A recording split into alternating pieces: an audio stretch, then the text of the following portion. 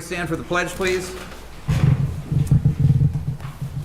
I pledge allegiance to the flag of the United States of America and to the republic for which it stands, one nation, under God, indivisible, with liberty and justice for all.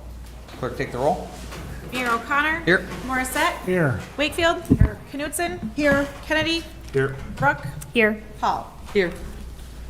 All right, first up, comments and suggestions from citizens present. This is your opportunity to comment on any issue that is not on tonight's agenda. If you do have a comment, please come forward to the podium, identify yourself, give your address, and try to keep your comments brief. Try not to repeat other people's comments. So, does anybody have a comment? Any comment? Any comment? Any comment? Hearing none, we'll move on. First up is a presentation of the Hudson Chamber of Commerce with the annual update. Mary Claire, are you kicking it off or somebody else? I am going to kick it off. Excellent. Good evening, Mayor, Council, and staff. My name is Linda Lukoski-Eng. I am the current chair of the Board of Chamber. I'm going to start by introducing those here representing the Chamber tonight, and then I'm going to move on to our goals. And following me then will be Mary Claire with some finance information. So I've got Deb Pittman, who is our chair-elect, Mark Garrity, who is the chair of our tourism committee, Chris Cost, who is chair of the Community Affairs Committee, David Ritter is here, finance committee member, Leanne Van Allen, past chair, and Tricia Christensen Creative, the agency partner with the Chamber. First, we have the Chamber Foundation. The goal of the Chamber Foundation is to support the community by providing financial and educational information to improve workforce development initiatives within the Hudson and the surrounding area. We have workforce development. The goal is to develop partnerships with organizations to help employers attract and retain the skilled workers that they need to compete. We support the EDC housing study. There is a list there of the current contributors to that housing study. Programs and services. Our goal is to develop and coordinate events that positively impact member successes. You'll see some highlights there. The Spirit of the St. Croix Festival last year brought in 7,000 visitors. Hudson Christmas Tour of Homes, 1,500, and Light Up Hudson, 1,800. Membership. Our goal is to recruit 55 new members this year and to maintain a membership retention rate of 90%. This slide shows that since 2019, we have maintained that membership retention rate at 90%. Also important to note is that Chamber membership since 2018 has grown by 16%. Currently, our membership is over 475 members. And finally, we have tourism. The goal of tourism is to increase the economic benefits of tourism to the community by marketing Hudson as a community to explore, visit, and support. Some highlights from 2023, our Chamber staff kept track last year, I think for the first time, of the number of calls. So they took 359 calls in the office. They tracked 165 emails. And then in addition to that, there were 739 walk-ins. With that, I'll have Mary Claire step up. Good evening. Thank you for your time tonight. And those walk-ins and calls have a slight margin of error because I sometimes forget to mark them when I take the calls and when I greet people. So small margin of error on that. So tourism expenses for 2023, you can see what's in front of you. Obviously, what's the most important is the promotion, the marketing, and the website work that we do. You can see that's where the majority of all the funding goes for all of those different things that we do to promote Hudson outside of the Hudson area. You can see tourism costs for 2024 year-to-date, again highlighted. You'll see a little bit later, really excited about this bus wrap that we were able to do with Travel Wisconsin. You'll see a fun photo of that. But you can see the different creative and things that we are doing to promote Hudson.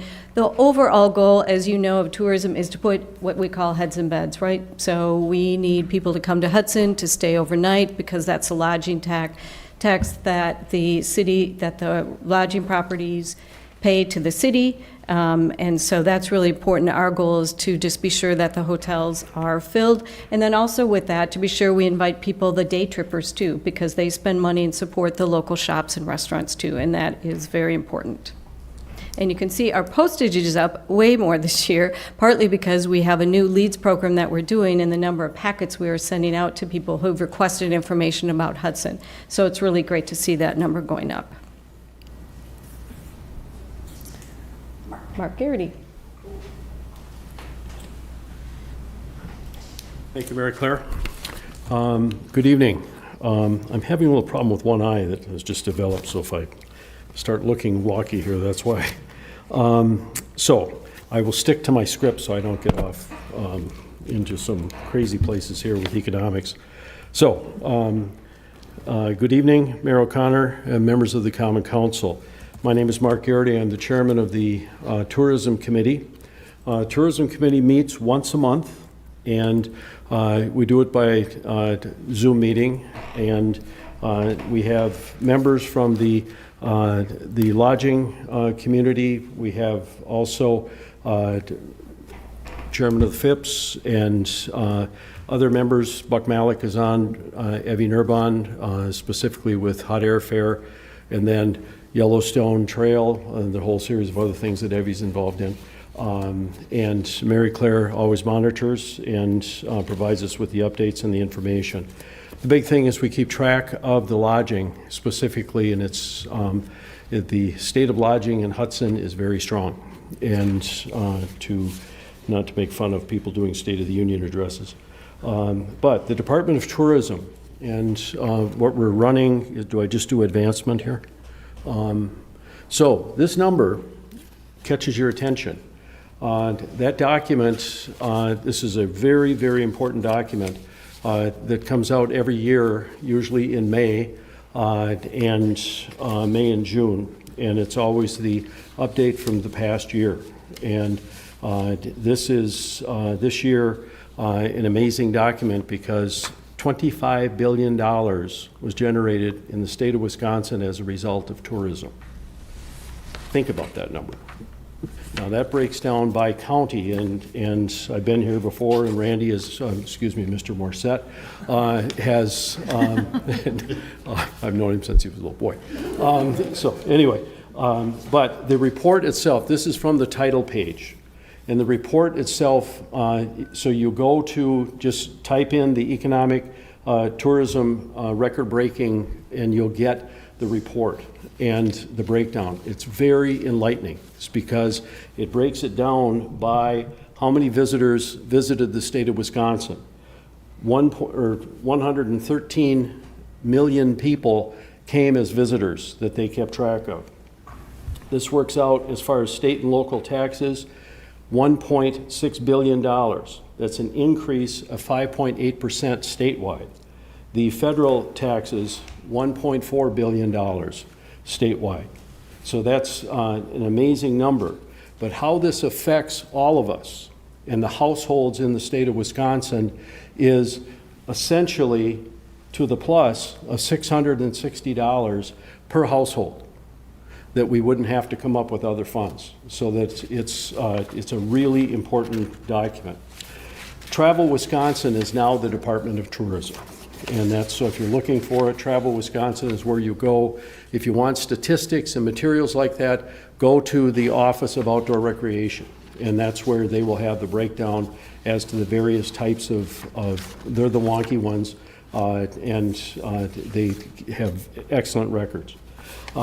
Specifically, we look at, and I anticipated the question because we had it, I think, 2 years ago, how does that affect us? Well, the number specifically, how it affects us, and if you recall, We put on a seminar on the Chamber, EDC, St. Croix County EDC, the Bike and Pedestrian Trail Coalition, put a seminar on in May of 2023, and then again in October, where we were talking specifically, and we brought in the Valley folks for the specific purpose of talking about tourism within the Valley. So we had the representatives from Polk County, Pierce County, and St. Croix County, and the Director of Outdoor Recreation, as well as the Regional Director for Travel Wisconsin. What's really important is the numbers. Specifically for 2023, Polk County took in $167 million as a result of tourism. That was an increase of 6.8%. Pierce County, who has, and if you go to their EDC site, has an excellent thing about the tourism within Pierce County, but their number is specifically $37 million, which was an increase of 4%. St. Croix County, $219 million came in as a result, which was an increase over the year before of 5%. Why is this important? Because, as you see in the report, they refer to it as a bed tax. We refer to it as a room tax because that's the way it was set up when the late Dwayne Bakke and I came to this council and asked that you consider and then pass the room tax, and that the Tourism Bureau was established at that time of the Hudson Area Chamber of Commerce and Tourism Bureau, and that's where the money goes. So we have questions that are raised because we try to plan. We have expenses, we have goals and objectives that we try to meet, and we do meet. And so it's a situation of we have questions this year because as we are now approaching the third quarter, the numbers, and I believe, has this been given to them? I'm sorry. It's right here. Oh, there you are. So, my hands, too many things here. So from the standpoint of, you can see where things were in 19, 20, 21, 22, 23 as to the total amounts that came in. This year, after 2 quarters, all that's come in is $47,498. So it's a matter of someone has to go do some math. And so it's a matter of the question is asked, you are the council, you're the ones that collect the funds after they've been collected by the hospitality facilities. So that's a question that we're going to have to need an answer to. So that number is very clear in and of itself, and so I don't know how else to address that. So next number is up. You know, Mark, Yes. I'm not sure what the question was. Well, the question is, Disbursement. where's the money? Collection. That's the question, Mr. Mayor. So this isn't Can you go back a about, slide, please? it's not about declining. No, at this point, and I skipped, because I got off track, I skipped ahead on purpose and shortened it. We are planning already, looking at 2029. The Rotary International Convention is coming to Minneapolis. It's like the Super Bowl of conventions. And they're planning already, looking ahead, what can be done. Hudson's already been talked about. So that's $30 million of income estimated for that event alone. We're talking about that. But the big thing is the weddings and reunions and things such as that, and knowing from the tourism meetings that we have that dealing specifically with 2 of the facilities that are on the committee, that they're already booked out for next year with their weddings. So we've got, and we've had a wonderful year, the same thing.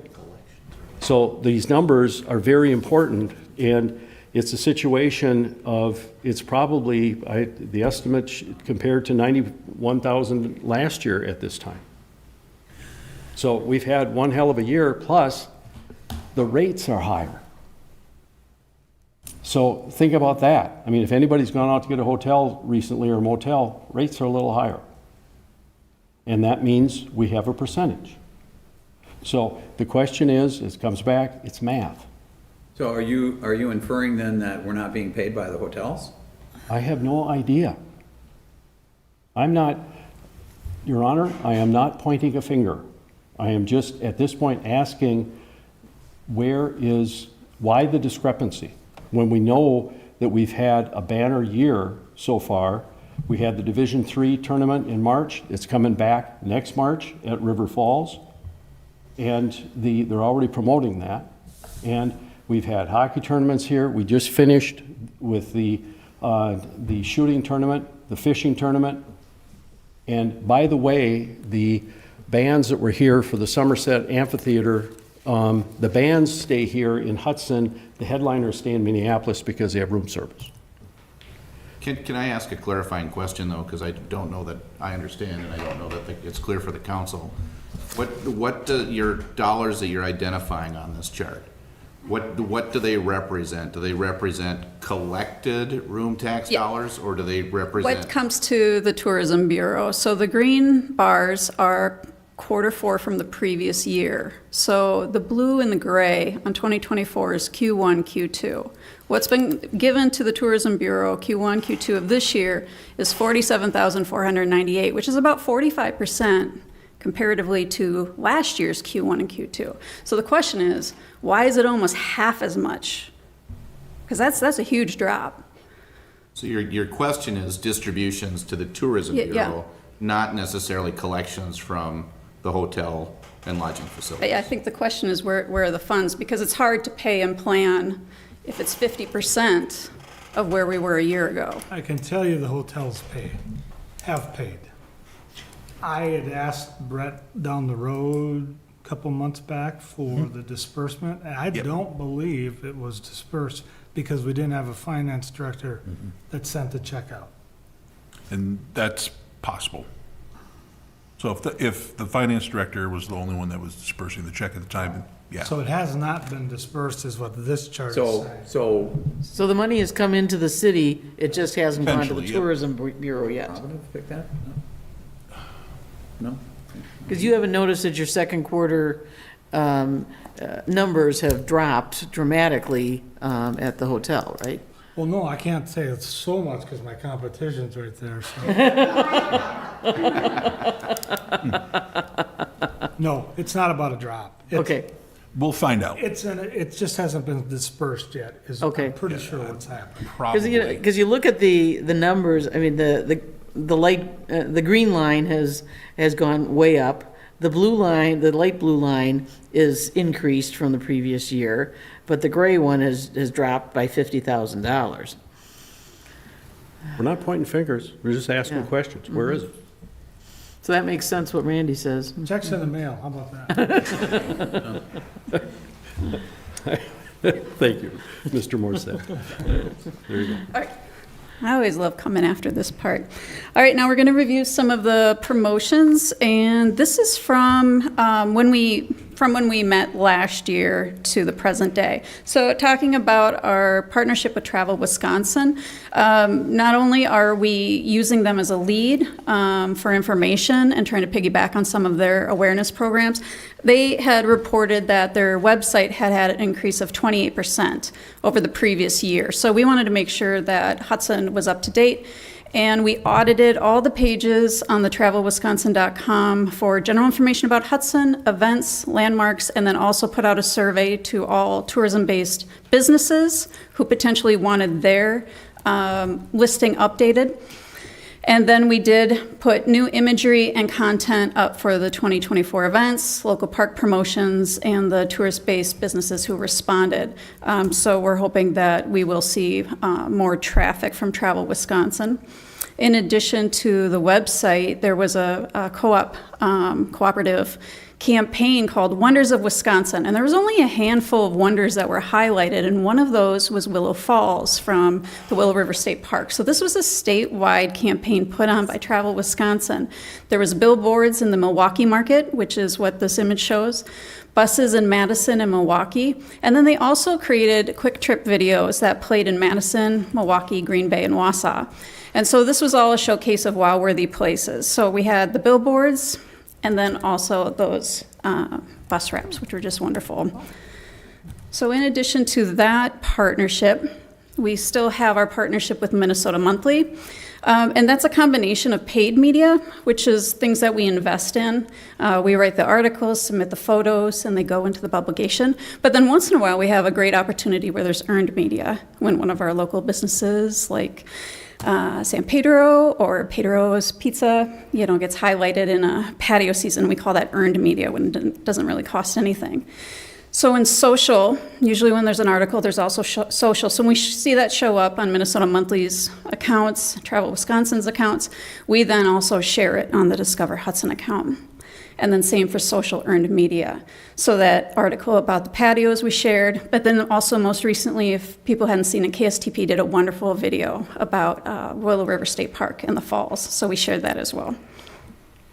Materials that were updated, we continue to use the pad map. It's amazing how many people go into the chamber looking for directions, pulling that pad map out, and using it while they walk Hudson. We updated guides with more information and created the new boat guide this year to align with the boat launch and then some of the businesses that are specifically around boating in the parks. So that was a nice add. And then we've been updating our ads in 2024 to include some hero images. Last year, we collected some video for a project that's at the end of this presentation, but we were able to capture some stills as well. So we still have the campaign that we started last year, but now we're adding some Hudson-specific beauty shots like the vineyard and the falls.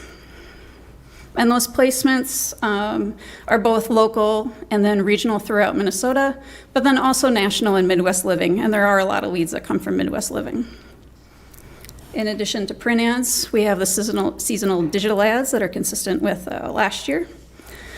And then a lot of email promotions, last year starting with Spirit of the St. Croix Art Festival and bringing us right back to this year with Spirit of the St. Croix Art Festival. And so these emails can range from going to 32,000 email addresses to almost 40,000 email addresses. We like to promote a specific event, but then also add additional content about making it a Wisconsin weekend, where to stay, and additional options where to eat, things like that. So these get a lot of nice traction, and we usually do these about every other month, tying them into different specific events. Everybody loves the summer concert series, so that's a big hit. Yellowstone Trail keeps gaining popularity, so that's nice to see. Then we also updated the Lakefront Park kiosk. That left graphic for the Lakefront Heritage Project now has a QR code, because if you haven't seen it, there are audio clips that coordinate with every banner. So as you walk through the park and you see banner 1, you can go to this website and play audio clip 1, and you will hear John Potter reading stories about Hudson, and it's wonderful. We also updated and optimized the website for mobile viewing. We saw a lot of the demographics. People were checking out Discover Hudson on their phones while they were here, so we made sure that everything was functioning the best it could be on phones. And then the last couple of years, we've been pulling data January through July, so we're keeping this apples to apples. So 2 years ago, we were at 47,000 web users. Went up a little bit last year, and this year, January through July, we were 75,000 web users. And I'll credit Booster Days. Top web pages. Booster Days, I wasn't joking. I think Stillwater canceling their fireworks really had people coming to Discover Hudson to check out when our fireworks are. And the general page for all events is pretty high. And what I'm not showing in here is like the home page has really high traction too. There was some new opportunities in addition to Travel Wisconsin this year, like trying a social influencer. The Chamber office worked with in partnership for a different audience, and the social influencer came in, experienced about a dozen different activities and businesses, and did little mini videos for a reel, and reached about 12,000 people and had 3,800 replays, which is really great. January through July social media. These continue to go up. It's just a slow growth, so we're pretty happy that we're not losing anybody and people are still excited. So all of this is numbers going up. people going up, and as Mary Claire mentioned before, packets are going up. So this is pretty big. This is more of a leap than just a slow growth. 1,625 tourism packets and or brochures were sent to those who had an interest in Hudson, and we're trying to highlight those states that they went out to. So there's a really nice reach this year, and that goes up every week. Every time I call, there's more going out. So it's been a very busy year.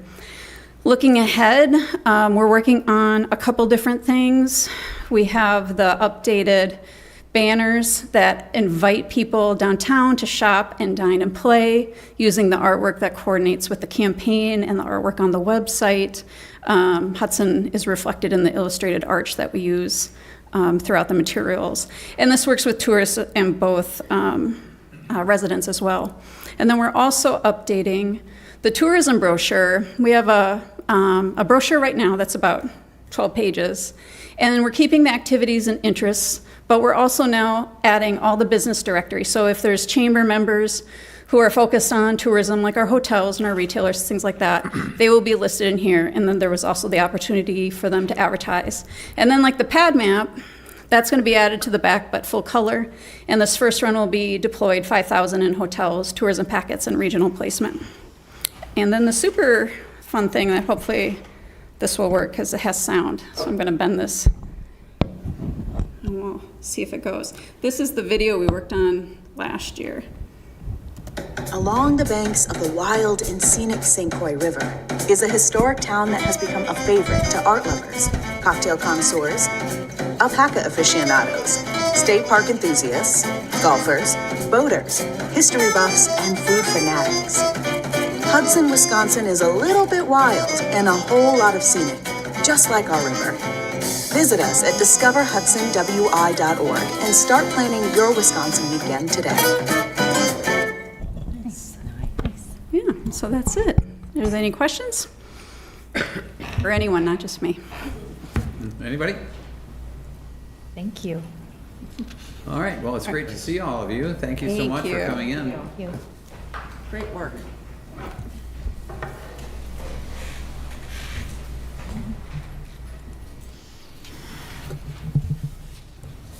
All right, consent agenda. Approve the meeting minutes from September 3rd, 2024, regular council meeting. Approve the claims in the amount of $3,435,485.05. Approve Samuel Hazu as the City of Hudson's new finance director. Approve 3rd Street Halloween 2024. Approve River Valley Deer Management 2024. Approve conditional use permit at 2181 Jack Ralt Drive, St. Croix Valley Food Bank. Approve conditional use permit Bella Rose Master Plan Amendment for 585 Annabelle Way, Hearth Development. Approve the sale of pallet racking located at 2101 O'Neill Road. Approve the Croix Cross Cycle Race in Grandview Park. And approve the Employee Assistant Programs, ERC Counselors and Consultants. Move to approve. Second. Motion and second to approve the consent agenda. Roll call. Morissette? Yes. Wakefield? Yes. Knutson? Yes. Kennedy? Yes. Brooke? Yes. Hall? Yes. Motion's approved, consent agenda is approved.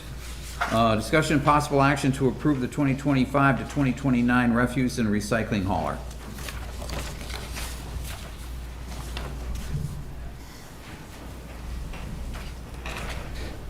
Good evening. Mike Mraz, Director of Public Works and Parks. So before the meeting today, I handed out a spreadsheet for each of you to view, so you don't have to look at it in your packet, maybe a little easier for you. For those in the public that want to reference this spreadsheet that I'll be talking about, it's on page 44 of the Common Council packet. So basically, our current contract with Advanced Disposal, which was obtained by Waste Management, is done at the end of this year. So Public Works Committee had staff go out for an RFP. For services on refuse, recycling, and other services that we have in the city, yard waste, curbside collection, so on and so forth. So those were due at the end of August. We received 3 proposals. One of the proposals didn't offer the services that we were looking for, so it was pared down to 2, and that is what is in front of you tonight. So one of them is from Waste Management, and the other one is from Republic Services. So on your spreadsheet, I'll just kind of walk through this and then answer any questions that you might have. I'll answer them to the best of my ability. And if I don't know the answer, I can reach out to the different firms. But the biggest thing to note is the highlighted yellow columns on your spreadsheet. So the one on the left, that's the waste management total rate for the refuse and recycling fee for the particular container, 35 gallon, 65 gallon, 95 gallon. And then right next to it is what we receive from Republic Services. So you can see that there is a difference there to the homeowner on a monthly rate for refuse and recycling, depending upon what cart they take. The next column over is yard waste subscription. Both companies will provide a subscription-based yard waste collection, which we currently have in the city. So residents are able to basically pay for a monthly subscription to put their sticks and their leaves in. It's hauled out and taken to a landfill or a compostable landfill. The next column is the sticker program, which we currently have. So originally both companies said that they would not honor that service anymore. I did reach out to Waste Management to see if they would extend our current sticker program. So this is for residents that don't want to pay for the yard waste subscription. They can go to the county market, pay for a sticker, put it on a disposable bag, put it on their curbside, and then call in Waste Management, they come pick it up. So, like I said, they both didn't offer that. I did contact Waste Management. They said that they would extend that 1 year, and we could use that year for education because that curbside sticker collection is kind of a thing of the past. Less labor in the workforce, mechanics, that type of stuff. Everyone's going to the automated systems. So, but they were willing to honor that yearly or that sticker program. Next one over, the door side pickup. So right now, Waste Management charges residents to basically come to your door side and collect your garbage for you and take it out to the curb. They would continue to charge for that service. On the flip side, Republic Service would not charge residents for that service, and I don't have the number off the top of my head of how many take advantage of that, but I wouldn't. Is that monthly? Yes. Okay. Yep. It's monthly add to their bill. But if we were to switch, they don't get that service, so that could affect a lot of our aging population. Yeah, it could. Well, and with the new, if we did go with Republic Service, they do offer it, but there's no charge for it. Correct, yes. So, Yep. The one caveat is, what we talked about at Public Works Committee, is residents would have to fill out an application and give it to city staff, and the city staff would have to determine whether or not you would qualify for that service. Continuing on, low volume. So basically, those residents that might be elderly, single, don't produce a lot of waste. Waste Management does offer a low volume charge for $10 a month on a 35-gallon container compared to $12.50. The Republic Service does not offer the low volume discount. And then finally, the last column is the organics program. So this is for food scraps, other types of disposable materials. Waste Management does not offer a organics program. Republic Service does offer a curbside program for food waste and organics. I got this service detailed because that was a request at the Public Works Committee. So as you can see, it's $19 a month for that added service in the first year, and then so on and so forth, if the council decides to go with Republic Service. That $19 or that charge is for the people that want to subscribe to that service. So Randy, if you want to do it, you pay $19. Lynn, if you don't want to, you don't have to pay the $19. On the flip side, they did offer a citywide program where every city resident does pay for the service. It was in their proposal. Okay, so let me explain this. They had two proposals for organics collection. Okay, one was pay as you play, which I just outlined. The other one was the entire city residents pay a small fee And then based upon how many people signed up for it determines how much that fee would be. So I think the first one was around $2.80. The more people that participate in the program, the higher that cost goes. I think it goes around $6 to $7, something like that. Yeah, $5. So with that being said, Sneaking around over yeah, that's fine. That's fine. Can I I ask thought a maybe you wanted to question? take over for me. Yeah, What does EOW stand for? every other week. Oh, every other week. Okay, Yes. thank you. Yep. So, So, on the organics, then, if you use the citywide, spread across everybody, yep. do the people that use it pay more? No. It's just a flat fee and? Yep.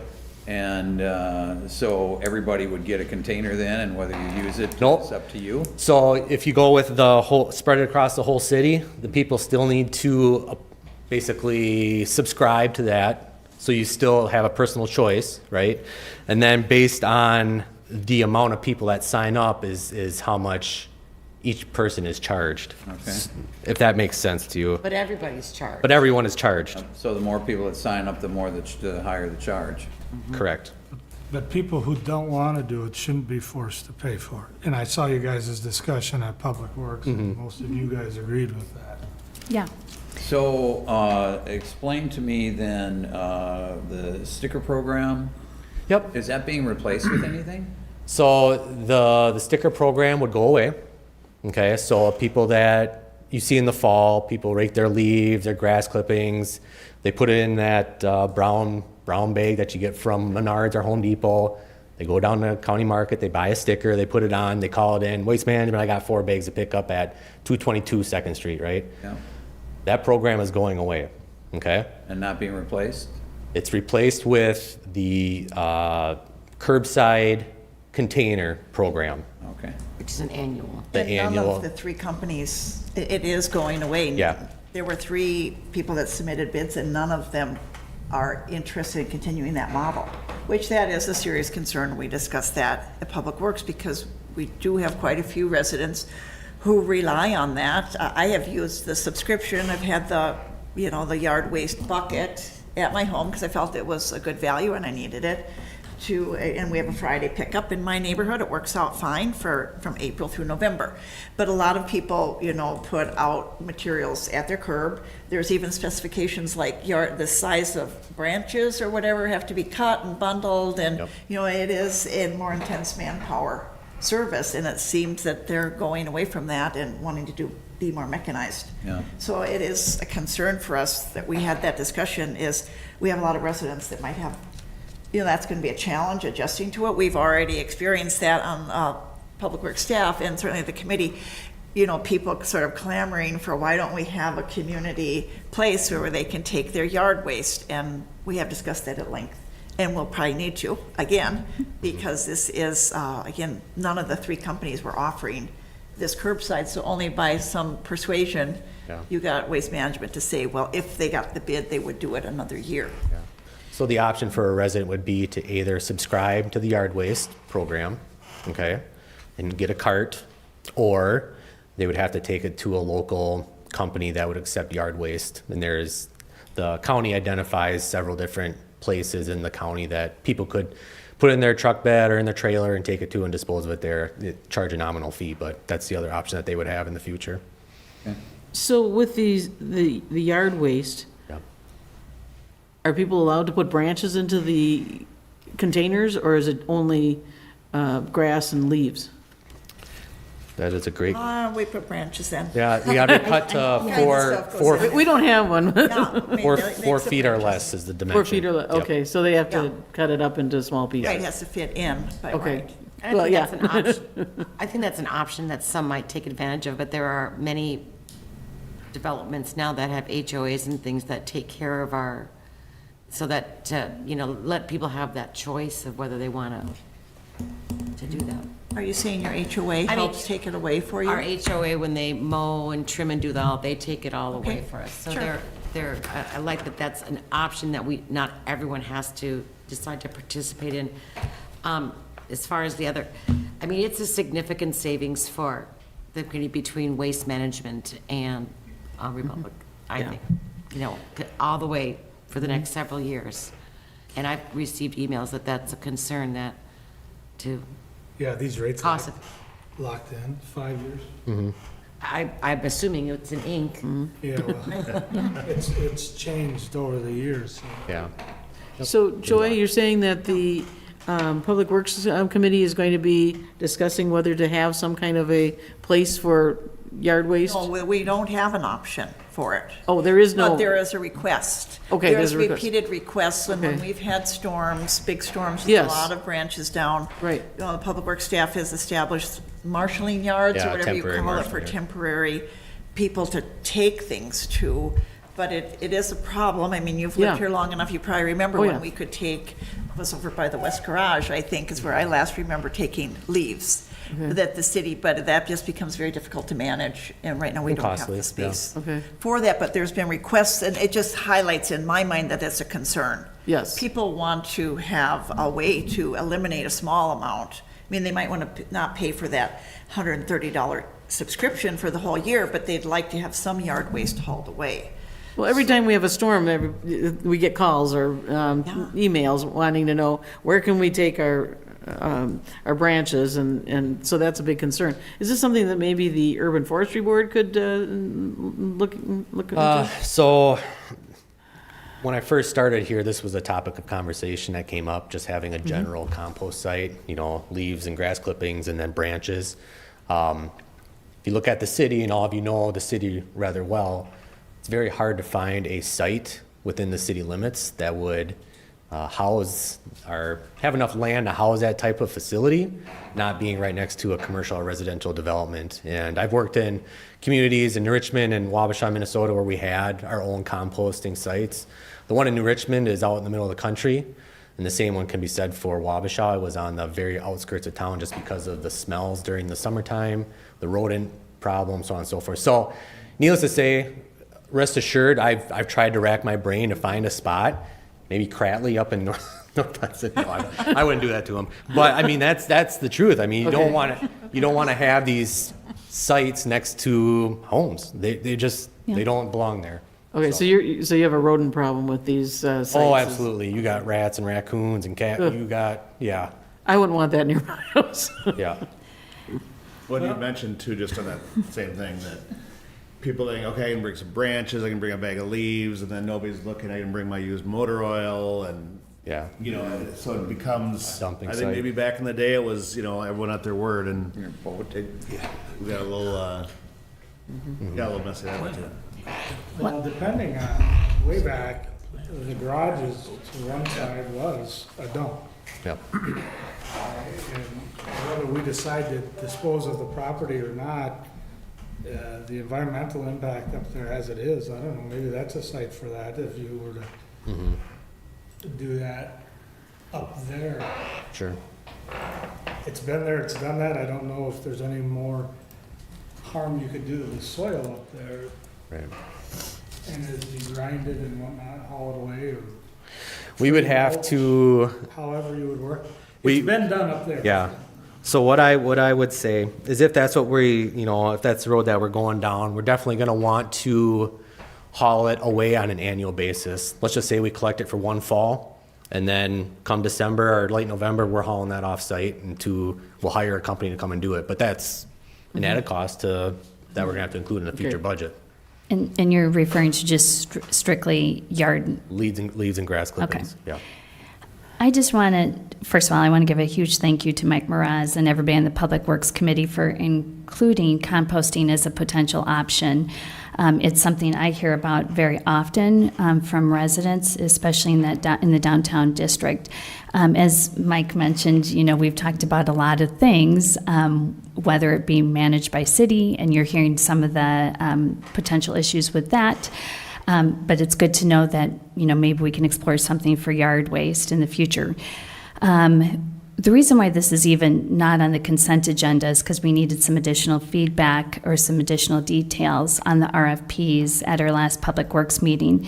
And when we had that additional time, I decided that I thought it was important, and I always think it's important to get feedback from our Hudson residents. So I used, Councilmember Morissette made reference to this, but I used my council social media platform to get some feedback. I have received over 100 responses. Some of that's been comments, some of it's been thumbs up. There were no thumbs down. And folks saw me around town and also gave me feedback. And the overwhelming majority of feedback that I've received has been very positive. They want to have curbside organic composting. They understand that it means a higher cost for garbage.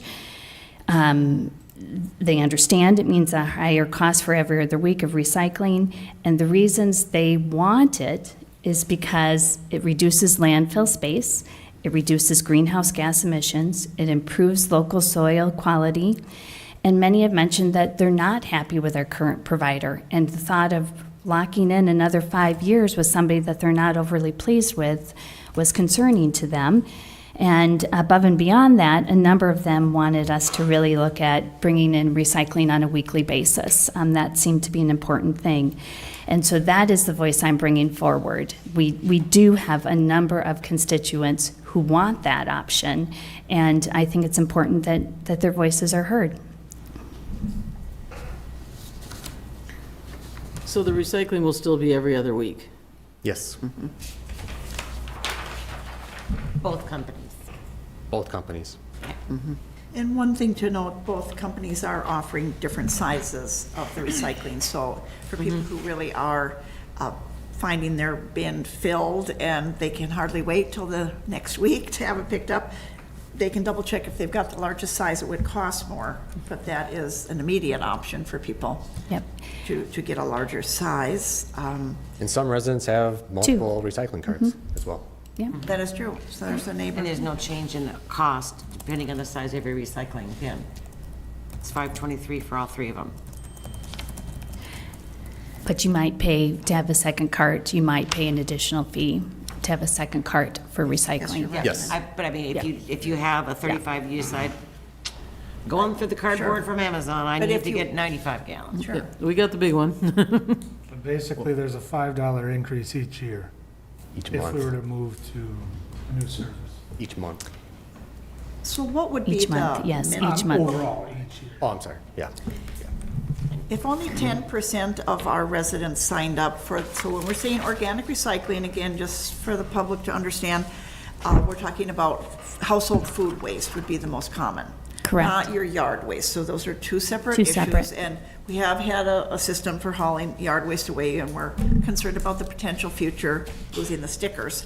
But to the organic pickup, what would be, so if only 10% of the people signed up, they would charge us $2.25 to everybody in town? Is that correct, Mike? Yes. I'm on page 97 of our tonight's agenda.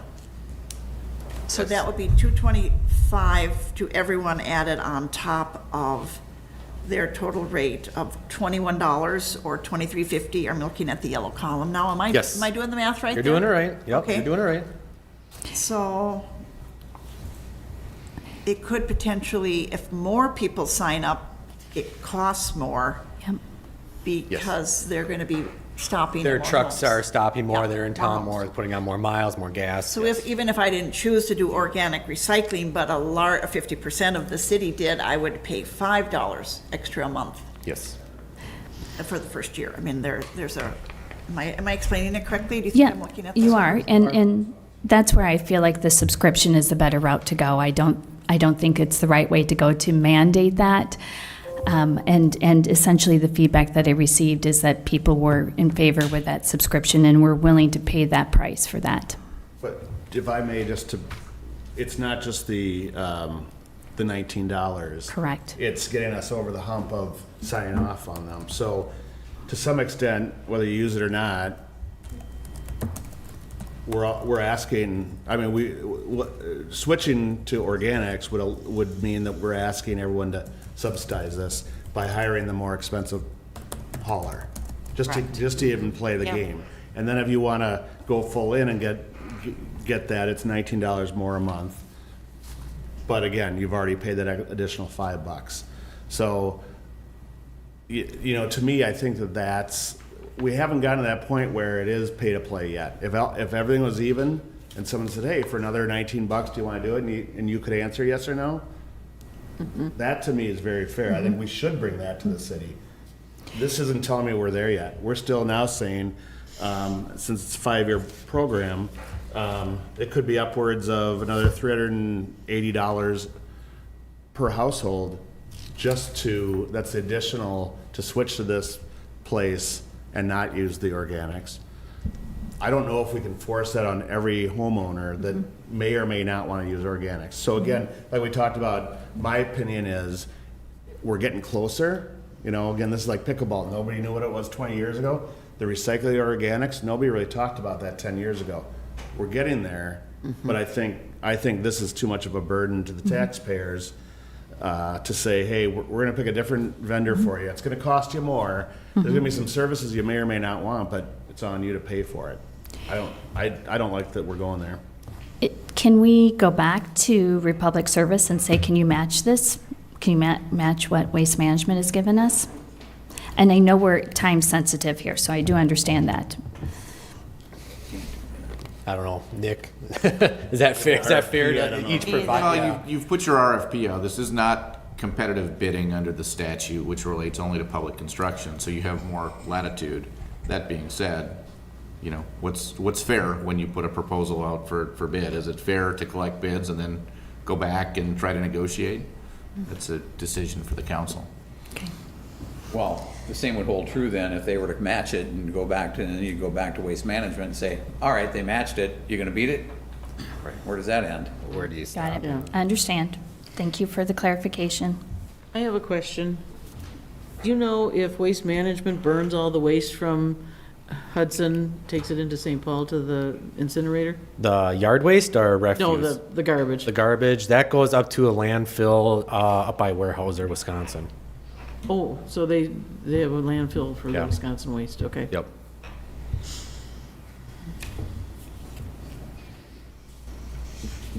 I have a request.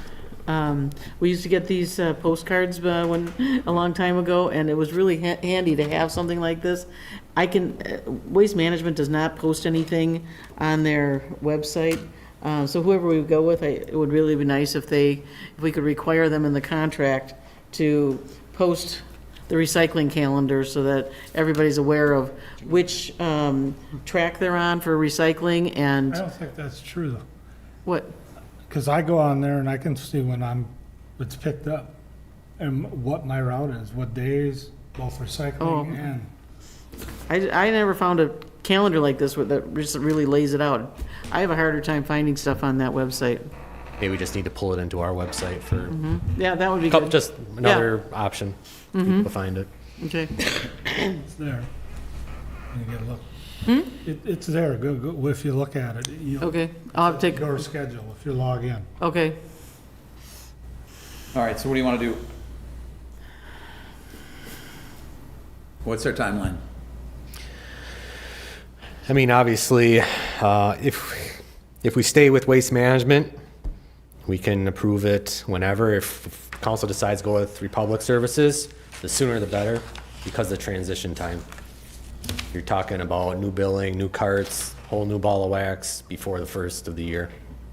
With the cost that I'm reading in here highlighted yellow, it looks like there's a steady increase each year, but yet Waste Management is still lower on all of them, so I will move that we adopt Waste Management's service. Second. All right, we have a motion and a second, discussion. I want to make it very clear, I do understand that there are issues with them. And I'd be the first one to lodge a complaint if there was. So I'm aware of that out there, but at the same time, this is a cost savings for our citizens. Yeah, I think that if we went with the other service, that we have a lot of people complaining to us. And I think it's important to note that there's some people that don't think you can put a price tag on doing things to reduce your impact on the environment. So I think that's another important voice to reflect here.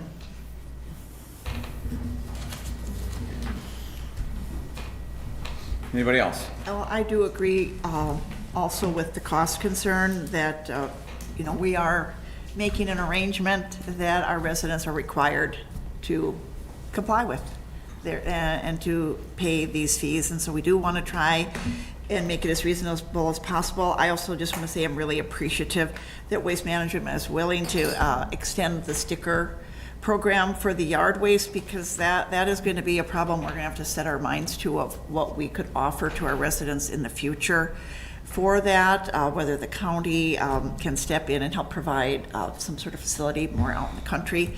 I don't know, but I am grateful for that, and thank you, Mike, for contacting them and making that request known, that that's really important to our residents, because that gives us some time this fall. They can use the stickers, and again next year, and then after that we'll have to have an option for people, or consider if we can possibly offer them something other than the subscription, the larger sum. So I do agree with Waste Management, I think, is our best solution right now.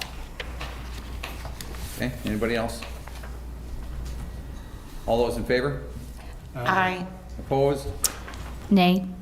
Motion's approved. Information technology discussion. Okay, this was passed on from the Finance Committee to Council, and we are looking at shuffling some things around in our upcoming 2025 budget to provide additional CIT services for the city instead of hiring a full-time police officer's IT department or full-time computer person within the police department. So the total cost of the budget would be the $338,500. You can see on page 99 the change in cost from 2021 through 2025 proposed of where we have had the budget for with an in-house IT service from 21, 22, and 23. You can see the costs on the bottom line have steadily gone up. 2024 is when we switched over to IT, or CIT services. And you can see the cost dropped significantly with outside services. We're coming around to bringing back, we have 12 hours of in-house in-service for a person from CIT. We're adding an additional 24 hours to that so that we can provide additional on-hand service to the police department, as well as additional services that they provided. And that handout was on everybody's desk regarding the CIT services and where we were heading. And that was proposed and approved by Finance to go forward with recommending the administrator to finalize the contract with CIT services for the additional services outlined. So. Any questions? A lot of you were here for the presentation, so. Absolutely. I'll make the motion to implement this as quickly as possible. Second that? Motion is second to approve. Discussion. Again, I want to see at least once a quarter a report on the performance of this IT person.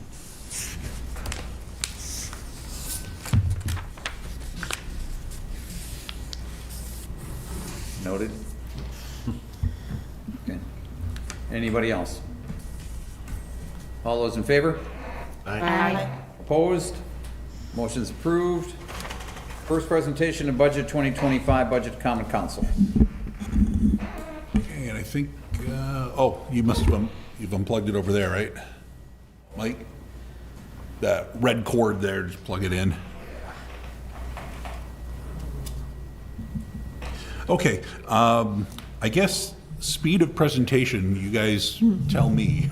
I think a lot of you have seen the presentation. I can go through just kind of some of the general highlights. It's technically first presentation in the council, but I know a lot of you have seen it on finance, plus you can go back and review last week's presentation online. But in the packet, you'll find the budget narrative that kind of describes each piece of the budget and changes that have been proposed or adjusted. Again, staff and department heads, they held budgets pretty well even with what with what was completed last year. We went through a step of looking at individual, on page 106 of the budget, we went through a step of looking at new hires, possibly a police IT technician, and also a fire inspector. The proposal at this point is to allow for the hiring of a fire inspector at the cost of, the first year cost of $30,000, second year cost would be $60,000 in total. The remaining 40% would be handled by the other jurisdictions, and that would give Drew an additional inspector. And in that packet, we also have the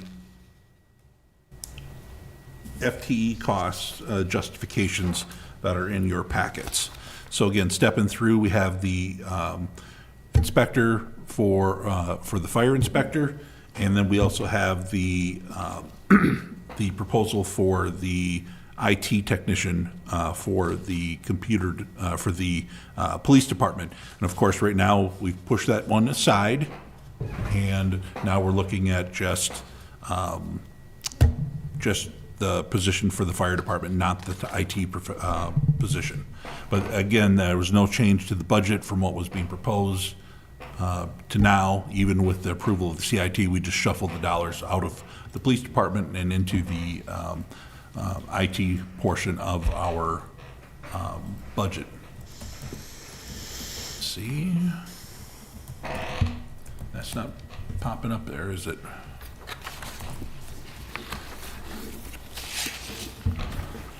Hold on. I think I know what's going on. Should we have an IT person that could maybe help? Yeah. You want to put in a ticket? Just saying. Just In-house, we would have had this fixed already, right?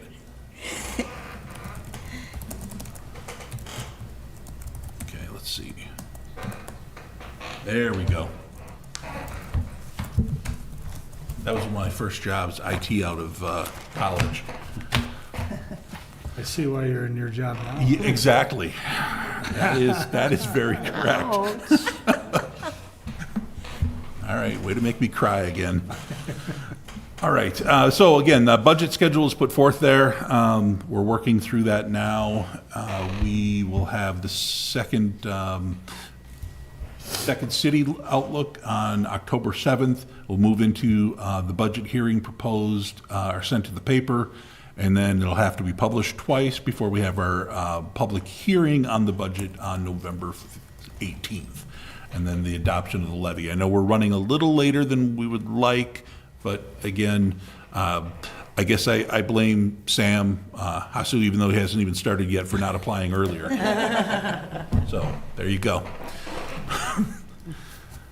So the considerations, they're pretty clear.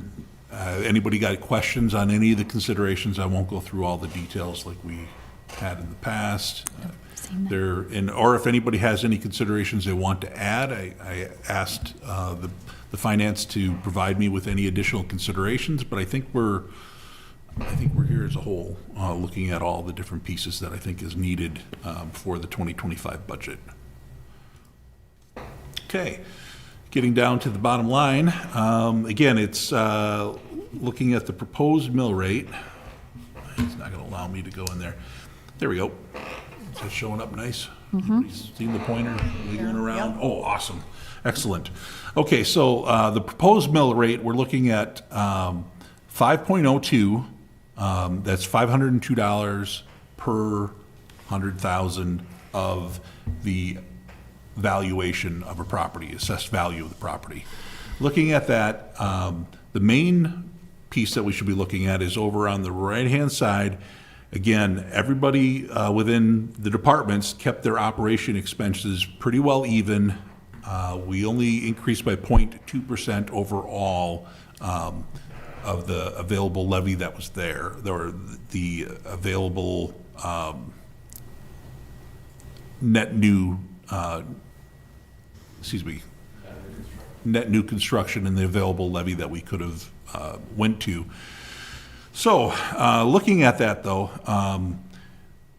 overall, the operations are only costing about, 70 cents. I said 7 cents the last time. It's 74 cents per 100,000 valuation. That is the amount that we've raised the burden of operations on all taxpayers, okay? The reason why it's gone up significantly over last year in 2024, this year for 2024 budget, we've gone up, what is that? That's about 45 cents. So we've gone up 45 cents over last year, and primarily because of our debt service. You can see almost $1 million, almost $1,100 more needing for the debt service, and that is to pay the projects that we are proposing, okay? And that is the police building and the DPW building. Okay, and this is showing that the cost increase per $400,000 home, the increase in taxes that we're proposing to pay for those services and pay for the buildings is $181.40 per year, or $15.11 per month. This shows what happens during a reassessment, which we are, a reevaluation, which we're going through in 2025. Back in 2020, the budget proposed $544 per 100,000 valuation. That dropped down to $413 in 2021. Thank you. So a lot of this has to do with, where the assessed or where the valuations come in and where it gets distributed throughout the different tax bases that are out there. So some people's houses could go up in value, some could go down in value. And that all gets dispersed throughout. This shows the max that the city could propose to go to. It would be an additional increase if we went to $517 per 100,000 valuation. That would be an additional $62.06 per year for a $400,000 home, or an additional $5.17 per month per $400,000 home. But again, this is just kind of showing you where staff has kept that amount at least lower, knowing that, again, we've looked at debt, we've looked at other considerations, and trying to keep that number overall a little bit lower if we can. So, meaning, if you cut any more back in operations, it makes it a little more difficult to, operate the city.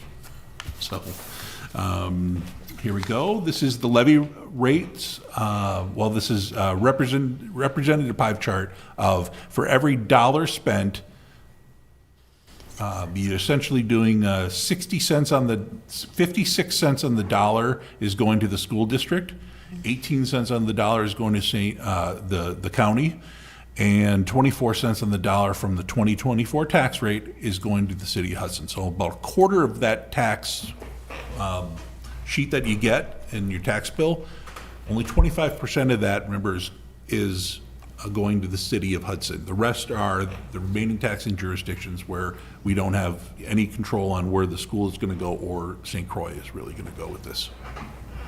So, but again, 25%.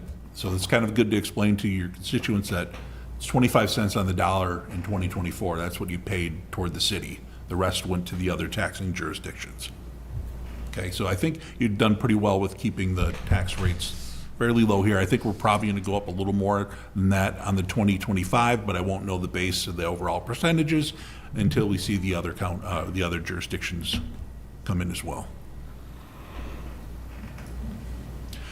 Okay, of that 25 cents on the dollar, here's where your costs, or where the taxes are going per department, right? So majority goes to your police and your fire services combined. Public Works gets a rather large piece of that, for your roads and constructions and keeping the roads maintained and snow plowed. The library gets 778 of that. And then next in line, I think, is the clerk treasurer position, which really we're going to split out. They shouldn't be paired together any longer. We'll do that on the 2020, probably for the 2026 budget, but now they're still combined. And then we're looking at parks and community development are the other pieces of that, the large pieces of that. Okay, this was that police and IT. I think I already talked about that. I'll go right past that. Here's that large chart showing where all of your expenses are going under the new increase in taxes for the buildings themselves. That increase is going to the debt service, and you're looking at based on the equalized value not rising. So if you look at that, almost the third column over, you got 3,199,000, and it goes on for digits. That amount we kept stale, realizing that that's probably going to increase, which then would bring the peaks of this chart down a little bit, so there'll be less cost per. So as the city continues to grow, and that's really where you're going to get your tax base, as the city continues to grow and equalize value, this will start to level out a little better. So it looks sort of ominous now, but it'll level out as time goes on as well. Okay, basic projects. I think, does anybody need me to go through these? We kind of hit them. Everybody was here. Yep. So essentially, I'll just go right to the bottom one, is you're getting a pretty good deal for those buildings. At $231 a square foot compared to other buildings in the region. Okay. And then, of course, capital improvements. If anybody's got any questions on the capital improvement projects, those were included in the finance packet, and any one of the department heads, I think, would be happy to go over any details if you need to. But they hold true. We're able to still do the roads and the streets and everything else. But again, everything's going to raise a little bit in cost as we start to roll everything into the capital improvements. Okay. Could I ask a question? Yeah. We've talked about a couple of issues in finance, and I know you've got some planned cost of living increases.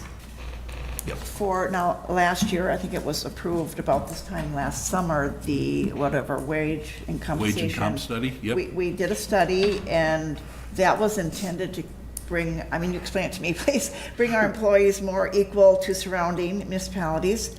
Yes. But they still, that sort of equalized them, or tried to, but they're still suggesting we need a cost of living. Obviously, we all know inflation is a real thing.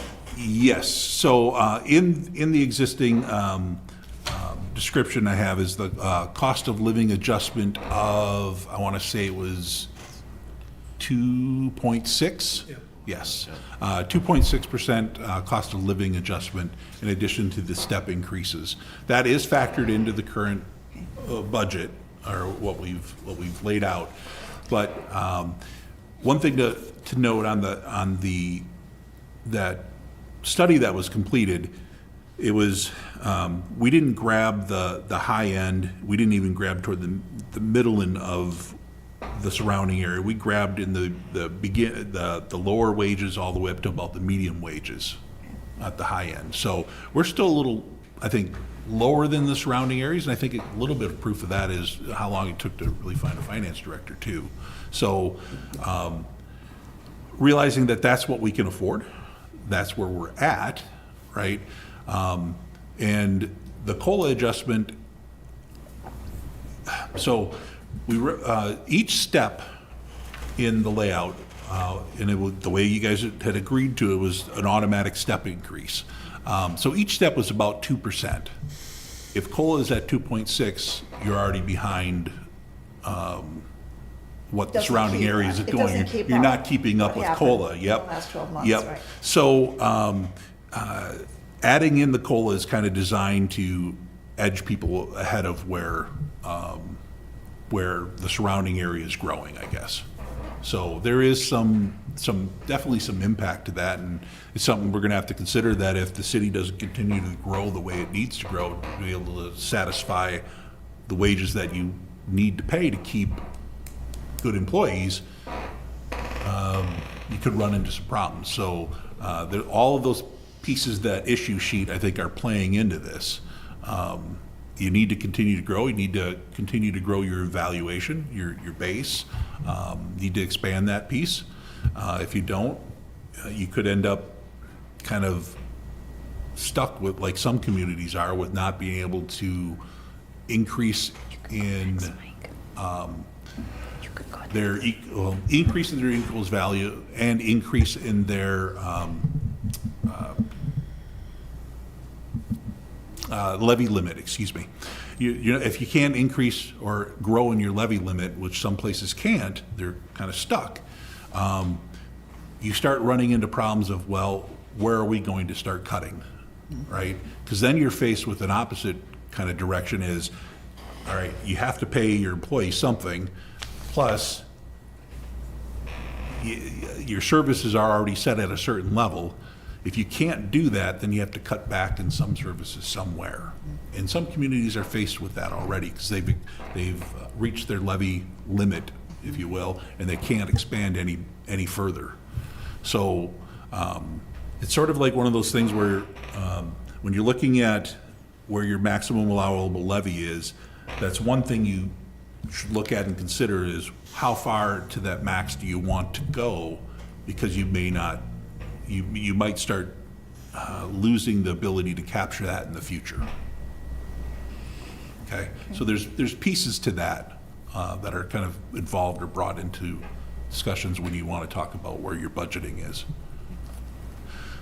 And we're pushed up tight against it now. I mean, there's that, it's about 387,000. I don't think you need to go and take that additional 387,000. We're there now with where we're at. We're able to satisfy the budget and the requests of the department heads, but as things continue to grow, and if we don't grow an equalized base, we're not gonna be able to increase the levy limit to be able to capture and suffice. Well, and as you said, the department heads have kept things pretty flat. They have. They've been tight on their budget this year, But, trying to hold. you know, when you look at some of it, your fire inspector, should you have had a fire inspector maybe a couple of years ago? Because they're already stressed with what they have to try to do. I mean, you're growing, the city's growing, but not many of your employees are expanding. You're not gaining in employees in any fashion. We do need to do a full evaluation of where we are staffing level. Are we too high? Are we too low? I suspect we're, in some areas we might have too many, but I think in most areas you're probably a little low. We don't know until we complete any sort of study on that piece as well. Sure. So we don't know what we need yet as we grow in the future. But as you grow and as you expand, you're going to end up pushing your limits. Every road you add is going to cost you more in the future. So, Thank you. Timing wise, so I think last time we visited on this, health insurance was still a question mark. Are we? it is still a question mark. I haven't gotten the new numbers yet. I was hoping to have them by today, but it's a little. I'm a little anxious to see them. Yes. Okay. So that, and then we won't know true construction costs on either building by the time we have to approve this budget. No. Nor will we know our reassessment of value. That won't happen until 2025 anyway, right? Yeah, the reassessment, Reassessment, the revaluations are happening next year in 2025, right? okay. Yes. Okay. So that you won't know until your 26 Okay. line where you're heading. That assumed the assumption. Yeah. Yeah. What happened to So there's a lot of assumptions to be made, and there's a lot of question marks yet, right? So health insurance is clearly one, Okay. and definitely where we're heading with the valuations. And even your current equalized value, we just talked about that, placed at 2.5 billion. Yeah. Obviously, if it goes higher, then the mill rate should come down. And that was a conservative number, correct? You thought? That's what he felt that was safe to put that number in there, is what he had told us. Yep. Brent, I heard you talk about roads, and I also heard you in some of our past finance meetings talk about the $900 million, just kidding, the $900,000 grant. We're going to get over that one. The savings that were experienced as a result of grants. Where is that reflected, and has that gone back to Public Works to be used on roads? Yes. Tell me how that is See reflected if I in can here. pull that back up, but it is in there. It's in the 2025. Let me see if I can pull this back up. So it's in the capital improvement plan for 2025. We added the 900 and some thousand Yes. improvement. Oh, it wasn't in it again, huh? You unplugged it, did you? Thanks. Let's see if I can get it back up. Okay, there we go. It was right there. Okay, that is added in that middle column. You see 975,000. That was essentially savings over the last 21, 22, and 23, I think. Is that right, Rouse? 21, 22, 23 capital improvements? Okay. Yep. Close enough. Good. That's 975,000, and that'll be put into next year's various street maintenance projects. Okay. Thank you for that clarification. Yep. Which also means then we'll need to borrow, or we'll borrow that much less. So thankfully, he was able to save that 975 million. No, 975,000, which then saves on what we actually have to borrow in our notes. So we're going to stick with 2.5 million. We're not going to bump that to almost 3.5 million. No, that would, to keep it at that level. So that's a savings that we have. Yep. That we were planning to spend on it, and our roads are in such. The savings you have are because the bids came in less, and the construction came in less. The projects were still done. Grant, was there a grant or something too? Yeah, I thought there was some grant funding too. Mm-hmm. So they were able to stretch the dollars, and they came in a little less, and that's where we placed it. Now, yeah, if you wanted to, if you wanted to increase the spending in 2025, you would add almost $1 million into the debt service request for 25 and 26. And you have not done that? No. Here. And I hear what you're saying, Councilmember Brooke, that as members of the Public Works Committee, we hear the requests/complaints, difficulties in different parts of town. We've got a list a mile long of streets that, we'd like to be okaying work on the projects. And so I sense that's probably what you're thinking is we could have okayed another project or two or something to that effect. And I hear you, because there is a demand for it amongst the public. I do also appreciate the fact that this year, when we are undertaking the purchase of the buildings and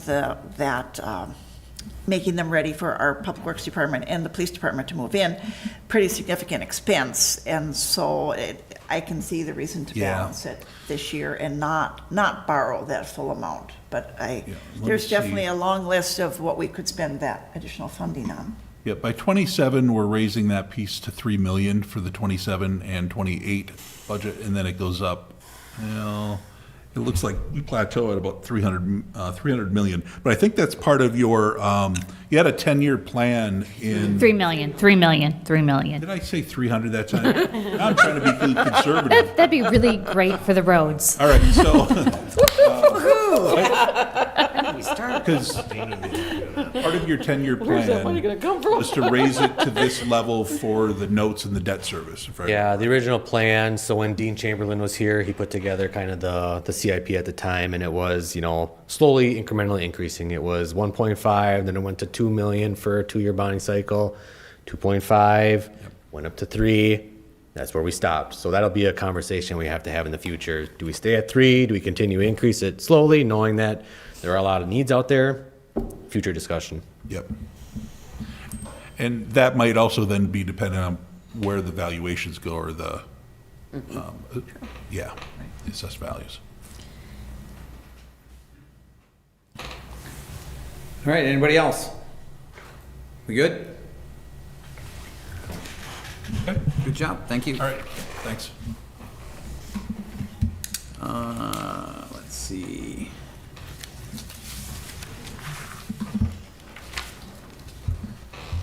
Amending Chapter 237, Vehicles Junk and Abandoned, including watercraft of the City of Hudson's Municipal Code.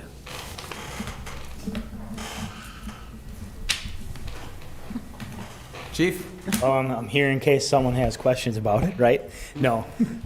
So this became kind of a problem the last couple of years as people started to abandon their boats on the islands and just leave it for us to deal with as a city. So as we had conversations about what can we do, because we had nothing in the code relating to abandoned property really on the islands. So one of the things we came up with was the idea that we could include abandoned watercraft into our junked and abandoned vehicles ordinance to at least give us an avenue to deal with it. Because right now, there's literally nothing in the code that we can do. So that's kind of where that discussion started, and that's our best brainchild of what we could do to help mitigate this issue in the future. Now, I will say, mitigation of these future issues does come at a cost. The cost to remove the boat, tow the boat, store it in our impound lot. I mean, it's not free, right? So this is the best idea we had to get something into code to at least give us a venue to correct these behaviors. So how do you recover the cost of the towing and storage, et cetera? Nick, you want to take that one? I sure can. I mean, that's a more challenging aspect. So if we are required to remove a boat from one of the islands, and there are obviously costs, both of towing and impounding, before that boat can be released from impound, the owner will have to pay the cost. If in fact we need to sell it, and then we can take those proceeds and apply them to the impound costs and the towing costs. If the person lives within the city of Hudson, we've given ourselves the option of assessing those charges back as a special charge as part of the taxation process. If the person doesn't live within the city of Hudson, well, that's not an option at that point. But we've had an issue out there the last couple of years, and the police department was looking for tools to address the issue, and certainly it's been noted by the public that we've had watercraft out on the islands that just sit there. So we don't necessarily want to be the driving force behind, not abandoning watercraft on the islands, but at the same time, the city needs tools so that this doesn't happen, and if it does happen, that the property owners can be held accountable. I want to chime in here a little bit. It's an issue that's been going on for a while. So when we're talking about watercraft, we're not talking about a 16-foot fishing boat. There's a 42-foot boat sitting out on Beer Can Island right now, underwater. The back end is underwater, which means the motors, the gas tanks are underwater. The gasoline comes up through the vents on the tanks and obviously leaks out then into the river. Same thing with oil coming off the motors in the engine compartment when the engines are underwater, and that's happened now. We've got 2 boats for sure out there, one on Beer Can, one on the island north of Beer Can. And that's, again, is a 40, 42-foot houseboat. We've got one sitting on the beach, which is probably a 22 to 25 footer at the boat launch. And this is a matter of who has jurisdiction. And Chief has talked to the DNR. Normally, I would suspect, seems to me to be just intuitive, that when you have an environmental hazard out in the river, that should be the domain of the DNR. And they point the finger at us and say that's your responsibility. This goes back a little bit farther, goes back into the 80s, 70s, 80s, as far as jurisdiction on the islands, and actually who owns them, because they are man-made. They were created by, I presume, the Army Corps of Engineers is the ones that did the dredging to create those at about the same time that they dredged in order to create the dike for the toll road. We didn't have jurisdiction out there. We were in courts for 10 years or so trying to get jurisdiction of the islands without actually claiming that we own them. And we did eventually get the ability to enforce our ordinances out there. And it was primarily because it was the Wild West and all the kids in town were going out there drinking with impunity. Nobody could touch them. And parents and other people, law enforcement, wanted something done, and that's why it was in court. So in order to claim responsibility for those islands, it would mean that we would have to dedicate law enforcement hours, personnel, resources to be able to go out there and continually enforce the laws. This is unacceptable conduct, all right? These people are not rule followers. They have figured out a way to get rid of boats that would otherwise cost them a lot of money to dispose of. And so they just leave the boat there and walk away. And you have no idea what the intent is when they first come in there. There are a lot of people around that actually watch them come in, tie their boats up, hop into a canoe or a dinghy, and or with a friend in another boat, take off, and they're never seen again. Nobody has any idea what the intent is when that boat is first placed there. I have also talked with Representative Zimmerman. I would like to criminalize this action. And he's looking at current state statutes to see what is in place, and he agrees, especially given that we have a huge environmental issue out there, that something should probably be done.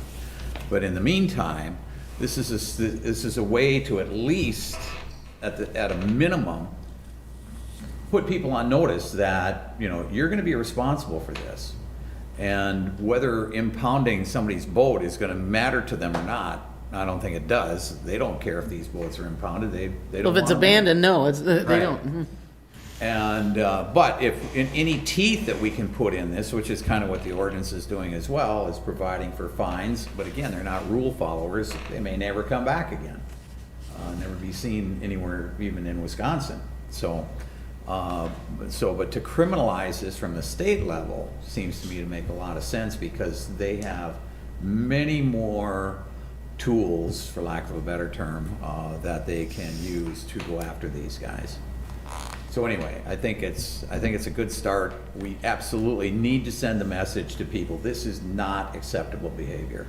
And the worst part about this is that it has gotten a lot of attention out there. I don't know if you guys have gotten emails on it. I certainly have. And it's out on social media, on a number of the river social media sites. But once that gets broadcast out there with all these pictures of these boats, people think, oh, wow, hadn't even thought of that. Yeah. Waited for me to get rid of my boat. And so anyway, it's a problem. It's a problem that unfortunately the city is responsible right now. Apparently people are pointing the finger at us, where we need to be the ones to try to figure out a solution, a remedy for this. So what will it cost the city to remove these boats and dispose of them? That's a really good question. I don't know about the actual cost of disposal, but the people that actually do this for us are over here at the marina. And they go out, and Mike could probably talk to that. He's on the board of directors over there, what it costs. I asked the yardmaster over there what it cost us to remove a boat a couple of years ago. And they did us a favor. He said it cost us like $550, call it $600, to go out, remove the boat, which was it was quite an effort to have to get the boat off the shore. And then tow it in, and then they have to put it in the lift to get it out of the water, and then they have to transport it. The chief was talking about the cost of permits, and just the process of getting permits to be able to carry a wide load up the street and then get it up into our impound lot and store it. And then that one, from what I understand, from 2 years ago, that goes up for auction. It's impounded, weights, goes up for auction. Nobody wants to buy it. And then now we have a disposal issue, and I haven't heard what the cost of that is. I was told it's got to be cut up and. Yeah, and then there was some concerns about the hazardous materials within the hydraulic oils and the other fuels and things that pose a legitimate safety risk when you start cutting that thing up. And we tried to donate it, and nobody will even take it for free. So. And that one was a 37-footer. Mm-hmm.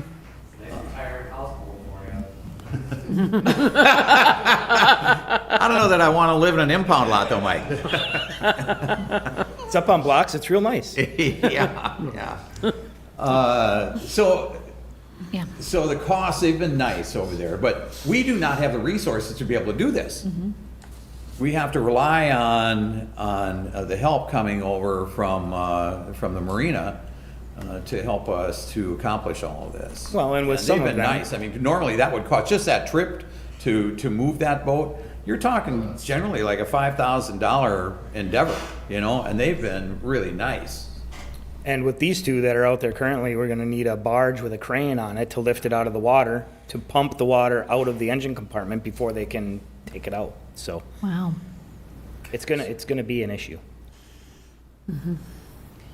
Yeah, so this ordinance is not the be-all, end-all, but it does provide a tool and hopefully some means to hold owners accountable and at least recover some of our costs as we have to pursue remediation of these issues. And hopefully let them know that we're serious about this. Right. This issue. I wanted to point out something that while the packet said it was a red line version, we did not get a red line version. Yeah, I saw that. So that makes it a little difficult. I printed out and just trying to compare them. I don't know if someone can walk us through that, exactly what was changed, but that is also always helpful for us as to know what we're voting on, what changes we're voting on, because it did not. The vote section of the ordinance. Yeah, so principally throughout, and I know we have a red line that we can certainly circulate, but principally throughout, we added watercraft to the vehicles that would be classified as abandoned. We classified abandonment within those portions of the St. Croix River over which the city has jurisdiction and authority. So those principally, my recollection is those were the two And then consistent violation and changes. penalties were increased from 10 and no more than 50 to 100 and 1,000. And 1,000, correct. To increase those. Those were that was penalties. it, yep. Say that last part again, please. Which page? Just under 128, under violations and penalties. So we added the watercraft piece to all of the immobile vehicles, right? Watercraft was added. And then I believe the fines went from 10 and no more than 50 to 100 and no more than 1,000. Yeah, it was a pretty nominal penalty. Right. Very inconsequential, and we changed it to 100 on the low end, to 1,000 on the top end, to allow the municipal court to impose higher fines based on. Did you add it to the violation. bond schedule? What's that? Did you add it to the bond schedule for them? or We're working on it. We're working on it. I do have a question. Do we have in there registered owner liability for those? Because as you know, the issues out here, the three boats that are, well, two of the three, right? The people that own them aren't the actual owners. Is there a way we could do something like that? To include user liability? No, just so that we can hold somebody accountable, right? Because I can imagine we contact the actual registered owner of the boat, well, I sold that boat, right? Yeah. Oh, so they're not Without transferring any proof. They're not transferring the, And they, yeah, right, and they don't have the title, they're not transferring the correct title, the new owner is not registering the boat, if they've even fully purchased the boat. I mean, there's a number of games that are going on with these people that I want to be able to make sure we can hold A some. lot of these boats aren't titled.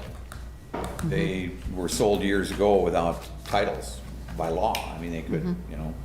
Yeah, but the other piece of this too, I think the ordinance speaks, well, I know the ordinance speaks broadly to violation. No person shall accumulate junk, disassembled, inoperable vehicles. No person shall store or leave unattended. So it's no person is the way that we describe it, whether that be the owner or whether that be the person that put it there. Whoever is responsible is, whoever violates the ordinance is responsible as drafted. Yeah, I like what you're saying, that this isn't the end all be all, but it's, at least it's a good first step, and allow you to get a little bit more aggressive, or at least have a game plan for that. So I'll move to approve the amendments to chapter 237. Do we have to suspend the rules? Yeah. After we suspend the rules, though. We'll just suspend the rules. Second. Motion is second to suspend the rules. Roll call. Morissette? Yes. Wakefield? Yes. Knutson? Yes. Kennedy? Yes. Brook? Yes. Hall? Yes. Motion's approved. Rules are suspended. Move to approve the amendment of chapter 237. It's ordinance 11-24. Oh, thank you. I don't have that on. I'll second. We got a motion and a second to approve. Any discussion? All those in favor? Aye. Opposed? Motion's approved.